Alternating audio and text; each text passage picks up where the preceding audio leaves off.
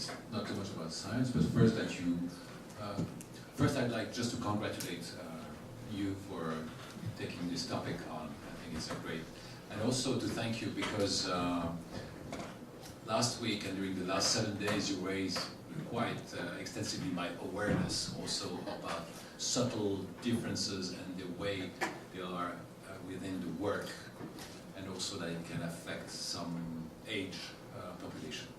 Maybe not you as a student, but I think you're also the leaders for tomorrow, and just to be aware that differences and aware of subtle differences, how they can affect, and you will be able to affect this gender balance. I didn't respond to your question, but no, yeah. No. Sorry. Yes, no problem. The question was, where do you think lays the origin of unequal thinking and acting in people, and was a bit looking at the family where we all born into, which is the origin, I think. Yeah, sorry, but I think that your family, I mean, you inherited your genes and you are the way you are. But after that, you find your own tracks. This is why you need to explore the world, and maybe it will go right away, or you will see, a hole, and then you will learn the lesson. Maybe you will try to avoid, and it's a matter of building your own personality. And I think also I was more affected because I lived in New York, and we all see the epidemics of HIV/AIDS, and I think the epidemic of HIV/AIDS changed dramatically the way people were seeing each other, of course, and thanks to the gay community that was very active. And then after that, it was not anymore about gays, it was about the disease and how can you cure that. So there was a big evolution, and look, 30 years or 40 years after that, where they are, and where we are, also the way we understand. And in fact, I asked my kid said, yes, he's living with, the dad lived with his mother, my friend, and this friend, yes. In fact, they are divorced, and he said, yeah, this one, I mean, the mother lives with another mother, okay, it's, 11 years old. So now things change, evolve. Well.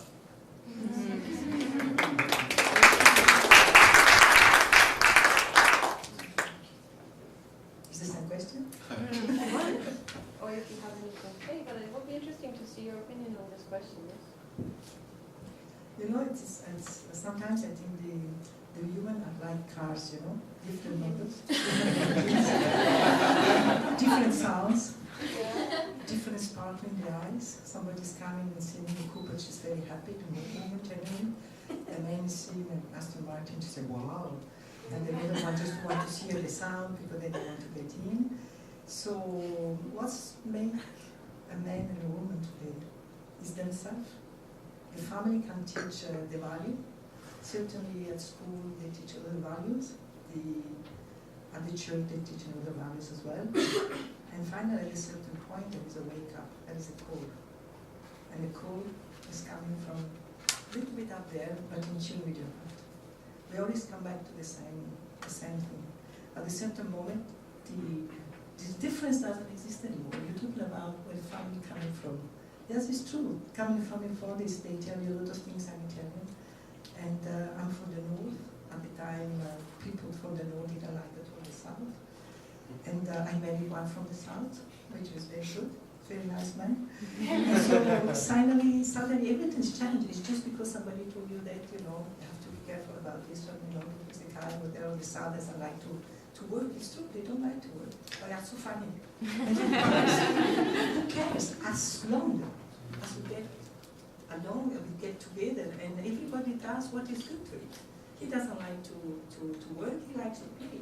Fantastic. I cannot play, I'm not able to play. But I can touch everything, I can see something, I can make money about it. Okay, I don't like money specifically, but this is what's happened. So he's playing music, I just making that, and I have a perfect daughter who doesn't like me, do I do one. And it's life, just the life makes ourselves who we are, independently of what we see. At a certain moment there is just really cool. You cannot say anymore, this is the gene of the father, gene of the mother. Yes, I know my green eyes coming from my father, etc. But fundamentally, makes yourself who you are is just yourself. This is my answer. Can I throw I just wanted to throw in one more question. You said at some point there will be like awakening, like wake-up call, and the very open way you're talking, I assume you had this wake-up, but are you sure that everybody is getting to this point? I mean, we all grow up and at some point we say, Mom, Dad, stop telling me what to do, I'm free. No, it's not about that. The wake-up is not about telling them that they stop what you do. No, but inside. Yes, no, the wake-up is really, you continue to say the mother yes, but you do exactly what you want to do. You don't have to enter in conflict. It's just to say, yes, I listen what you say, but my path is somewhere else. But I mean the reflection. Is the reflection of the things I learned in my, let it be culture or tradition, am I reflecting this, or am I just acting in a way without even seeing that I'm acting a certain way people taught me? Am I coming to this point? There is a mix of this one. It's like I say, it's like an engine. The engine, you put so many things inside. You know, you put screws, you put aluminium, and you put gasoline, and you put something like that. There is a melting pot. You become a melting pot. And the melting pot, this one, out of this melting pot, you choose exactly what you prefer. And at a certain moment, when I say, unhappily until now, I think that things are changing. This could come in always when you have so great difficulties, when you have challenges. Could be physical challenges, could be family challenges. At a certain moment, you find out, and you find out, first of all, that you have your own strength, and you didn't think to have the strength to be able to go beyond these challenges. And this one is the core. Today, I hope that my daughter, my granddaughter, doesn't need to go this through so difficult time as I did it, and probably Kristin did, or maybe you. We need just to probably to listen more about the message we receive. At the time, even today, we say that we grow up only when we really face challenges, whatever they are. And the challenges are just connected with our heart.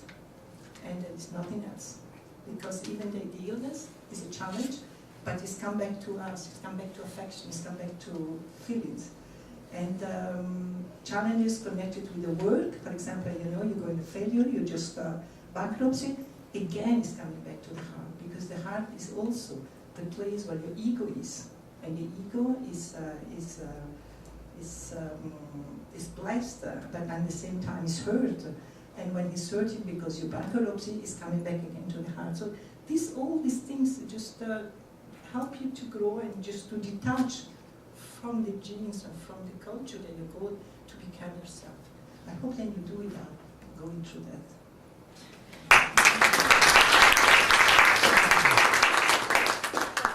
Which question would you like to say anything on the already said, or would you like a new question? I'll take a new question.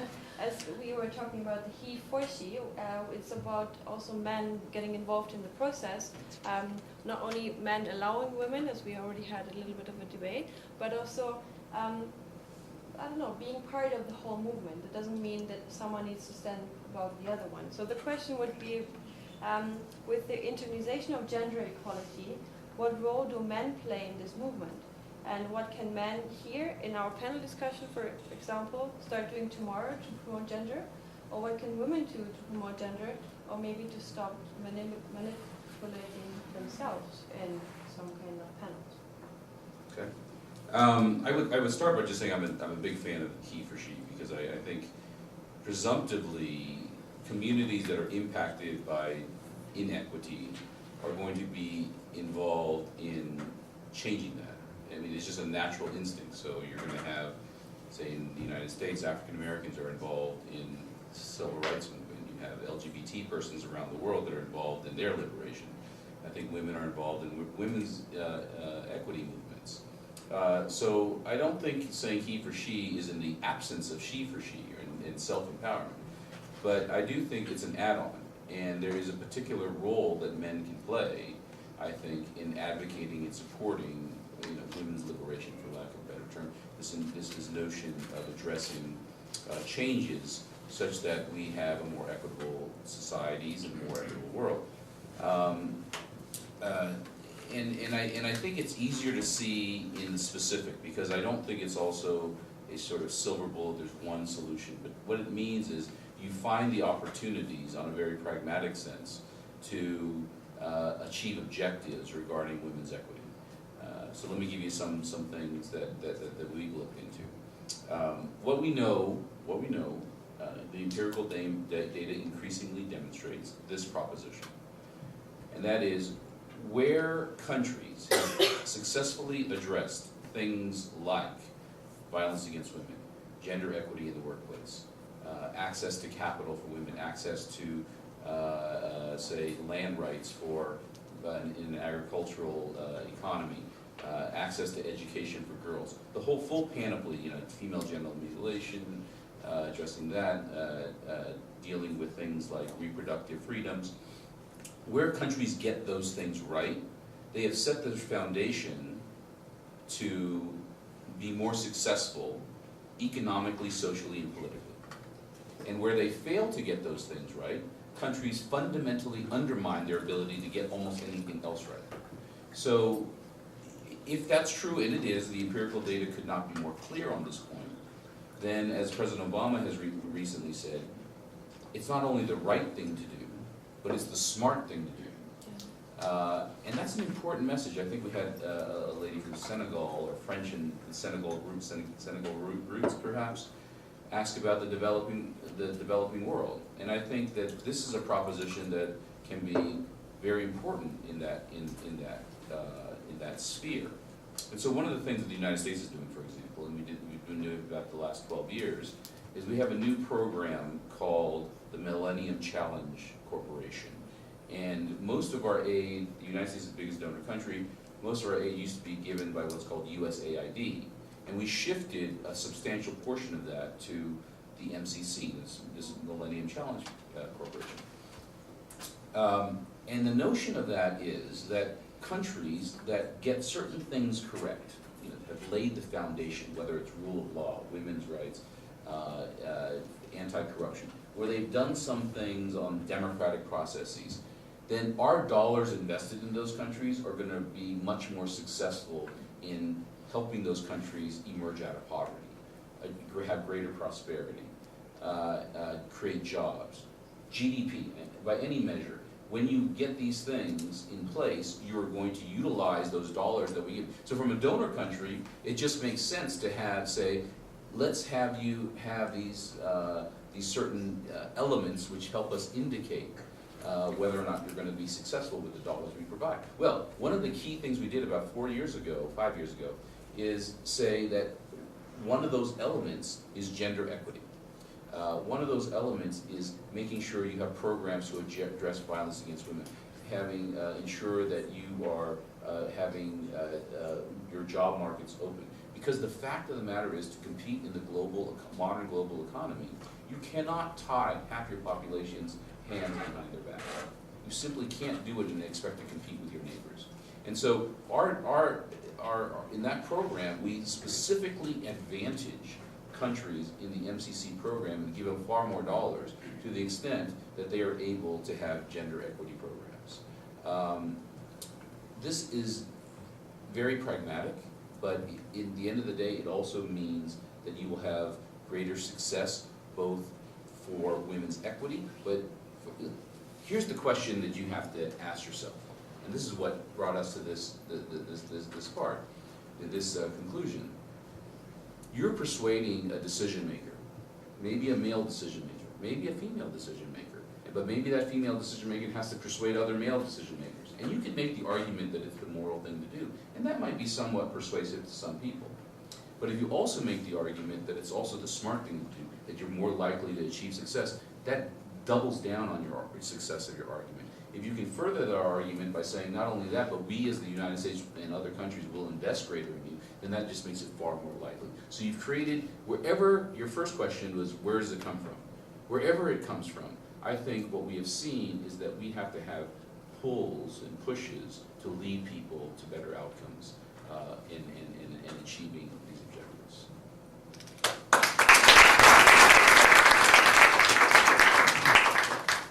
That's a pleasure to come after that, because it's a perfect segue to what I was thinking.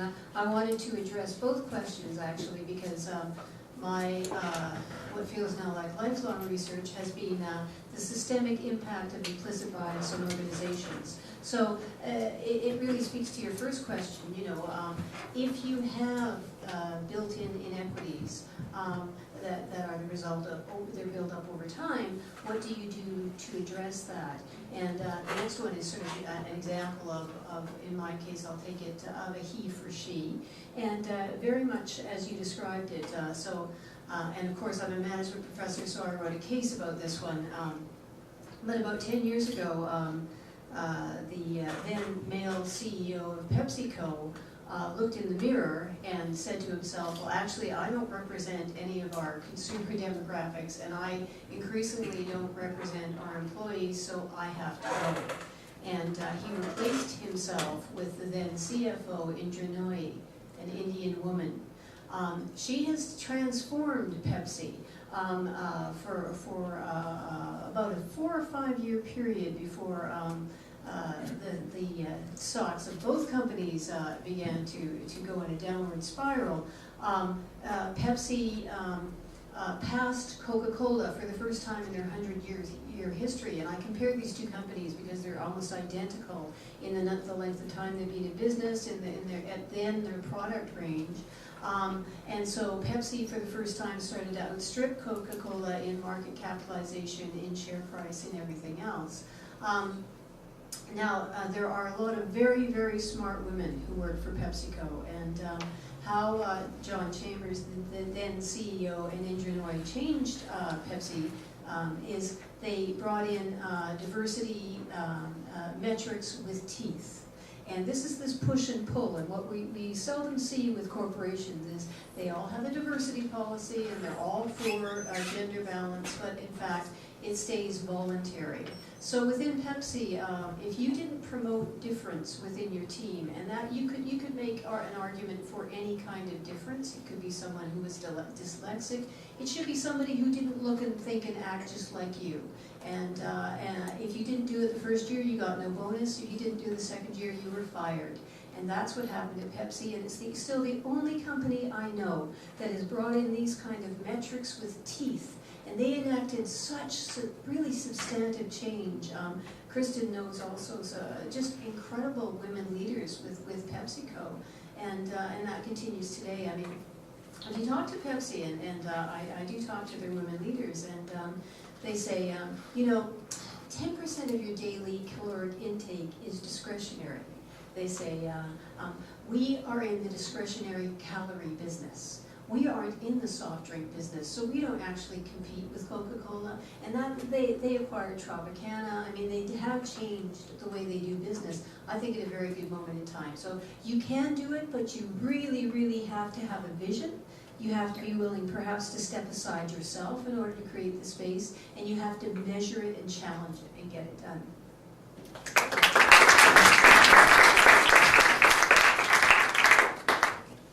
So thank you for these first wonderful answers and inspiring discussion. Does any of the speakers want to add something? Otherwise, we would like to get to the next question. You were writing a lot. After, thank you. Okay. So following Mr. Harper a little bit, what do we get out if we put in a lot? I want to speak also about the pay equality, because it seems to be a very big issue, and just looking at the newspapers and just looking at what's fed there, it seems to be main fires going in this discussion, and I was wondering if that's really if that's really a core problem, or is that just, I don't know, one of the resultant problems. So I think you can always compare it to labor union fights, because people are really going in there, and is it companies trying to save costs, so making this process of equal pay very slow, or is it really a different work, working what you submit at the end, the results, are they equal, are they different? So I would like to know, what are your thoughts on this? Can you shed recent insights maybe, or into reality in the pay equality or inequality in the world? Yeah, I think it's one of the aspects that I think make a lot of women very angry. That's one thing. But but when you're realizing if the job is the same and the salary is different. But I think it's also one great thing here is that it's something that it's something we can do something about. I think that's also why it's so hot topic at the moment, because it's quite possible to touch it, you know. So if there are two say similar jobs and a man and a woman doing the same job, it's also quite fixable, even if it's hard. But because many other things are not so easy to put to touch. So I think it's one of the reasons why it's up right now. It's because it is very unfair and it's tangible and it's fixable too. So this is really quite exciting. And then there's another part of this where there's a lot of courses, you know, women need to learn how to negotiate, we are not good enough, and asking for a high enough salary rise, and that's why it's like this.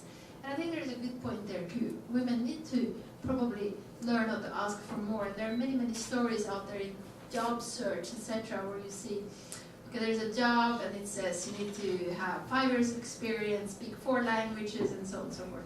And the guy, he has 3 years of experience in the field, speaks 3 languages, and he applies anyway. And maybe he gets the job. While the woman, she doesn't apply unless she has exactly those 5 years of experience in that specific field and speaks the languages. So, and so on, and she doesn't ask for more than that. So there is something in learning that. But there's also something I started to think about, that sometimes women are right as well. There are some, especially I see from the United States, you have like CEOs that are paid so much money that it's almost ridiculous. And I think like maybe there the women are right. You know, why do you need to make as much money as a nation state? It is too much. And so that maybe this little humbler approach is a good thing.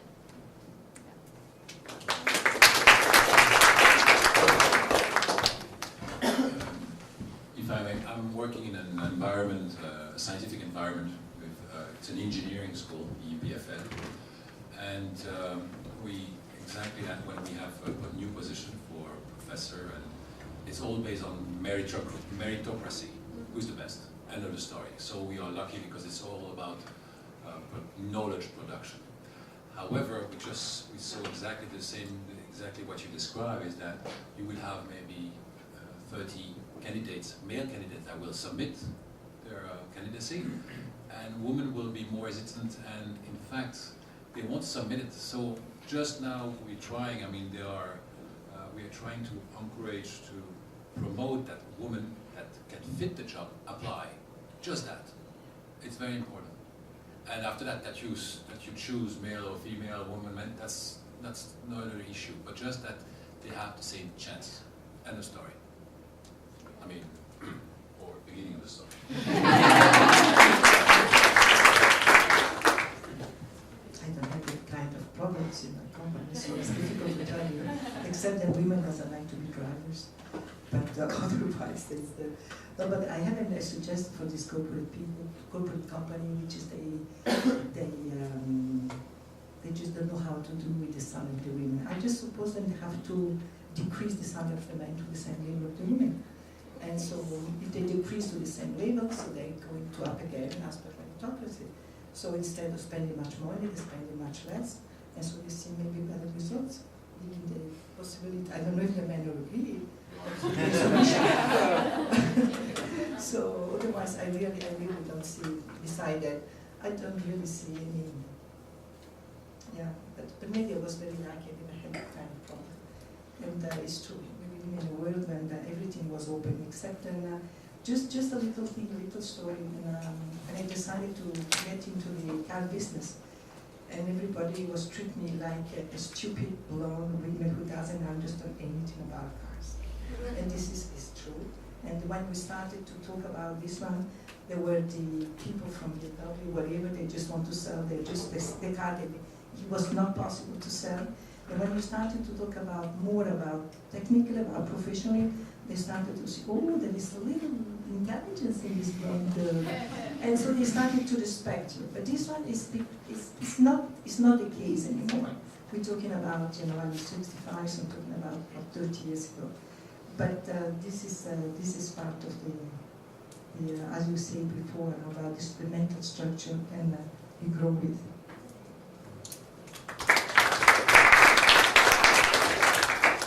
I think the question, yes, it is clearly a critical issue, I think, in vast majority of countries.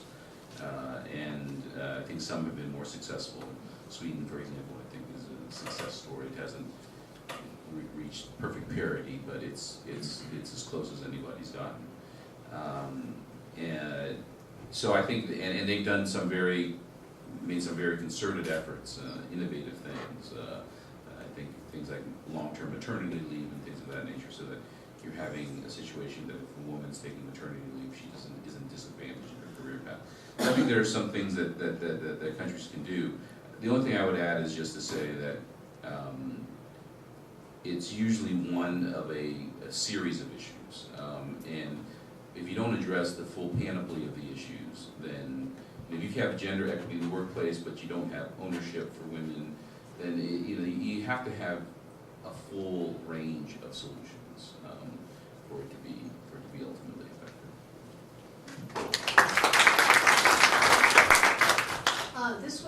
This one has so many levels to it. I'll start with something basic, and that's financial literacy for girls and women in many countries. And I think that as we start to get into more of a global realization that pensions are really important, that the state probably isn't going to support you until you die. I think they did a nice study in my native Canada that showed that at the present time, the gender pay gap costs women between $800,000 and $1 million over the course of their working life. Now, if you have that in your pension account, what difference would that make? And I think that this is why I think it behooves all of us, men and women, and then in the future, should you be so blessed to have sons and daughters, to encourage everyone you know to develop these skills of financial literacy. And I think when you are well informed going into a position, you also know how to negotiate and what to negotiate for. And for men and women, this is both very important. So for many years, I of course have done gender training, shall we say, and courses that I now think of as Fix the Women. And there's really nothing wrong with women. We're not broken. I think that gender pay inequities are the result of long entrenched, really deeply held unconscious bias around and preference for men, and seeing more potential in men than women, and therefore being willing to pay more for it. So I think addressing these systemic issues is very important on the one side, and as my co-panelists have said very well, owning it yourself, be you a man or a woman. I mean, how you talk your way in is going to be the way you're positioned in the company. So always be prepared to go in and stand your ground in salary discussions. You may have to practice it if you're, again, man or woman. I find women tend to be not as readily versed in this, but perhaps work with a friend. Work with your mother before you go for that very crucial career interview where you're going to discuss the entry salary that you're coming into the organization. Because if that is $7,000 to $10,000 a year less than the man who's getting the same position next to you, that will cost you $800,000 to $1 million over the course of your career. If I may, work with a man. Or work with a man. That's a very good idea, Sacha. Very good idea. Exactly. Do actual role modeling. I mean, it could be that the recruiter will be a woman, absolutely, but indeed, hell, do it with your Labrador Retriever. I don't care. Just practice your pitch before you go in, so that you don't freeze and go, oh yeah, I guess that's okay. You know, man or woman, be prepared to. And just add something to what you just said about the woman. I think you are really in a privileged state now where you do your study here in Switzerland in this super safe environment. And also where we are working at EPFL, it's a really safe environment. You are a woman, you have more fellowship, you want to do your startup, you can do it, the money is not an issue. I mean, you are good, you are excellent, you can do whatever you want. But it's when you go outside in this safe zone, I just spoke to a very bright young woman, and she created her startup. She got all the fundings, no problem at all. But she told me the first time that she got the feeling that something was a bit awkward, or she was not treated as if she was as a man, was when she started to deal with some industry guys or from the outside. And at the beginning, she was treated not as a regular engineer that had all the competency. It takes a while, I mean, but after that, of course, she got the respect. But be aware, and this is where I think the man can have just also to raise as a man your awareness. Am I different according to a woman, or am I treating the person in front of me the same as man or woman? And one more thing, and that's we are trying to promote science for young kids, because there is a decrease of engineers, of mathematicians, and of physicians also. And imagine if you have now your cousins, your sisters, and you receive a leaflet from us and say there's a robot day with top people, top engineers, top scientists. And if you have your two nieces or cousins, one is female, one is male, are you going to give it to the boy or to the female, or to both of them? Just this reflex. How is your, because this reflex comes from somewhere, from you, and then maybe your education, your social, your culture, and just to recognize, I mean, it's already or a strong point. I mean, just that so you can try to raise your awareness. That's the only thing. I mean, not the only thing, but it's a start. Yeah, thank you very much for the comment about the reflex. This was something I was really hoping to hear, and I think it's important. Maybe we can talk about this later in the question and answer. I know that Mr. Harper has to leave. Do you have 2 more minutes? Yes. Because I have a question. I know we're rushing through this subject, which is huge, but one question I think is vital, is talking about gender equality, but also having a look at cultures and religions. And I think as we are from so many different religions, there are different customs sometimes, which for us as a European standpoint look a bit gender unequal. But I don't know, my question is a little bit, where is the fine line between religion and culture and gender equality? And where can we step in, and where shouldn't we step in? And one example would be, for example, France, with women wearing the hijab.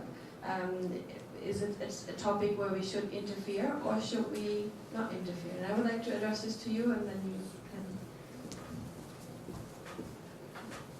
Well, I can sort of speak from kind of an American perspective on that. And I think, we're sort of more laissez-faire about personal appearance or things that people want to do.